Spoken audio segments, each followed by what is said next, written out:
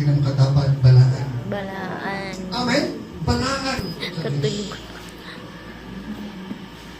Padayon. Number 2, paspas na gano? Give offerings. 5 keys to unlock God's abundance. Mukhang ta, Pastor, unsa pa ng offering? Unsa pa ng tithe? Pag-ibog ka tanong? So, ato ang answeron. The difference between tithes and the offering. Basa number 1. Tithe has a required amount. Si tithe has a required amount. It's tenth of Pero si everything. which is Offering is your tenth free of will. offering. It is Sa tithing of up to everything. you how Number much 2, offering faith is you want to your show. free will. Ay na. So si tithe Making has a sure required amount. obedience Pero si to God. offering, While wala. your offering is your Depende sa seed imuha. to sow and multiply. Amen?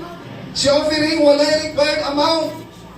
Depende siya sa imuha. Kung sa imuha, kabukaton sa paghatag.